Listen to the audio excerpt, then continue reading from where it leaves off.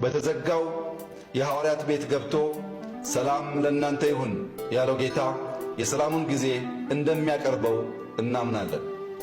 የሞቱን ዜና ቀርቶ ትንሣኤውን፣ የጨለማው ወሬ ቀርቶ የብርሃኑን፣ የሕማማቱ ነገር ቀርቶ የደስታውን ነገር የምንነጋገርበት ጊዜው ሩቅ አይደለም።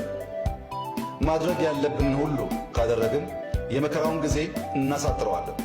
ማድረግ ያለብንን ካላደረግን ግን የመከራው ጊዜ ይረዝማል።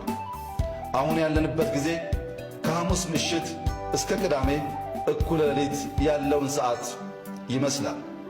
የችግር፣ የብዥታ፣ የጥርጣሬ ጊዜ ነው። ጽናትና ጥንካሬያችን፣ መልካምነትና ተባባሪነታችን፣ አንድነትና ወንድማማችነታችን የሚፈተንበት ወቅት ነው። አንዳንዶች እንደ ቶማስ የተነገራቸውን ይረሳሉ። አንዳንዶች ለሚያልፍ ጊዜ የማያልፍ ስህተት ይሠራሉ። አንዳንዶች እንደ ዮሐንስ እስከ መጨረሻው ጸንተው ይገኛሉ። ሌሎች የለንበትም ብለው ጥለው ይሸሻሉ። አንዳንዶቹ የሚወራው ወሬ ከእውነታው በልጦ ይወስዳቸዋል። ሌሎች በሐሰተኛ ወሬዎች ሳይበገሩ ከእውነት ጋር ጸንተው ይቆማሉ።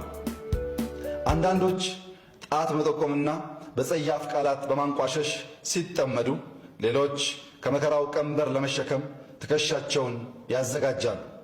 አንዳንዶች እንደ ይሁዳ ከእንግልቱ ለማትረፍ ይሞክራሉ።